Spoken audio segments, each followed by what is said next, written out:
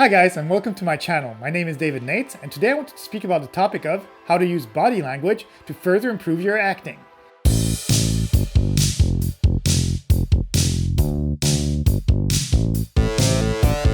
Being in a visual industry such as the movies, well, it's super important to be able to master your body so that you can increase your body language. Think of the original black and white movies from the early 20th century. Actors such as Charlie Chaplin and Buster Keaton paved the way for being able to express what they are trying to express without using words. In those days, they had no choice because movies didn't have any way of recording audio. They got so good at that they would be able to incorporate many techniques used by mimes and the circus arts as well as dance in order to make their audience cry, laugh, or simply adore watching their performances. Even though movies have changed a lot since the advent of talkies, it still remains a very visual art. 93% of language is nonverbal. This means that mastering the art of nonverbal communication will dramatically increase your chances of booking a role or wooing an audience and being mesmerized by your performance. Having done a lot of mime work, acrobatics, and simply studied a lot of nonverbal with various move and acting techniques, I've come to understand a couple of things that have helped me dramatically master the art of nonverbal language. Number 1. Master your space. As an actor, you will be interacting with people in different ways, be it on stage, at parties, during rehearsals, or even simply in front of the camera auditioning for a part. Being able to master the environment that you're in will give you a leg up on other performers. This is why everybody should have a good understanding of what is the body-to-distance ratio. By that I mean, the distance you speak to someone will give you cues to your character and how you interact within your space. Everyone has their own space bubbles. Every bubble, well, it's slightly different. Here are the most commonly recognized one. A. Intimate space, 0 to 18 inches from our body. People that are this close have to be intimate because they are close enough to touch us without reaching out their arms fully. This is usually the space you don't want to get into if you aren't close to that person. B. Personal space, 1.5 to 5 feet. This is the space that we most commonly use with people. It's close enough to shake hands and speak clearly enough that the other person can hear you. This can also be referred to as the friend zone. C. Social space, 5 to 7 feet. This would be used in spaces where people are non-threatening, such as a party or networking event, not really used to have deep conversations with people, but at least shows that you aren't threatened by them. D. Public space, 7 feet and beyond. This would be used in an open space or space where you are unsure of people. You are basically able to get a good read on the person before deciding to interact with them. Number 2. Become aware of microexpressions. There are basically 7 different types of expressions that we usually would have a very hard time at controlling because they are involuntary and simply happen at unexpected moments. These expressions are disgust, sadness, anger, fear, happiness, surprise, and contempt. As an actor, it's important to become aware of these expressions because all scripts will require different emotions. The best way to practice this is to first of all become aware of them as they happen in your everyday life and then try to replicate them in front of a mirror. Also, don't just get stuck smiling at an audition. Usually in these type of circumstances, we are in an environment where we want to please the casting director, but being stuck with a grin on our face when the script doesn't really call for it can make one fail an audition.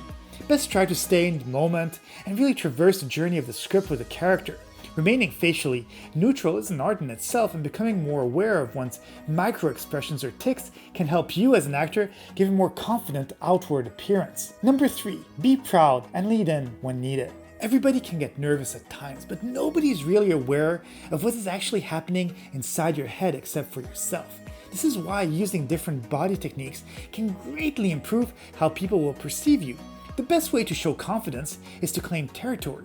You can easily do that by standing tall and holding your arms next to your body. Keep your shoulders relaxed and open your chest. Avoid crossing your arms or lifting your shoulders, as these positions are usually indicative of defeat. The fact of leaning in when talking to someone is a specific non-verbal cue that can make a person traverse from one personal area of space to another. By doing so, you can create a subtle warm-up to knowing someone better. It's the difference between a stranger, a coworker, a friend, or even a love interest. Going from one area of space to the other shows more trust. If working on a movie, the fact of leaning in when the director is speaking to you shows your willingness to take notes and listening to them. This creates camaraderie and trust between people. Number 4, use your eyes. As actors, we often hear things such as acting is in the eyes. For theater, it's a little different because the subtlety of how your body moves is more important to your performance. But as an on-camera performer, your eyes are the doors to your soul. Confident performers know the importance of eye gazing. If you're speaking to people, then train yourself to look at them straight in the eyes. It'll show proof of confidence. Often people have a tendency to look away, look at the floor, or check their surroundings when speaking to other people. Yes, it is possible to communicate to people without looking at them, but by looking away, it shows people a lack of confidence and even sometimes can give out a message of not really caring about what you're saying or what is being said to you. Looking in someone's eyes shows respect and confidence. Acting is about confidence, so ground yourself and actively listen to people without getting distracted by other things. Number 5, create a routine. As someone performing, you need to be calculating what kind of movements you do. Most auditions will ask an actor to slate their name and to be able to stand on mark while performing. Training yourself at home to know exactly what to say and how to say it will create a habit that will make you more successful. Auditions, network parties, meeting new people can seem unnerving at times, but by rehearsing the routine by yourself or even getting warmed up to it by yourself will make you automatically do the right things. It's hard to speak to someone looking at them straight in the eyes or not crossing your arms if you haven't practiced it actively for weeks and months. Acting, performing, and confidence, well, it takes time. Most people give up before they have really given themselves enough time to actually conquer these things. Changing a habit is probably one of the hardest things to do. Most people, they simply will quit.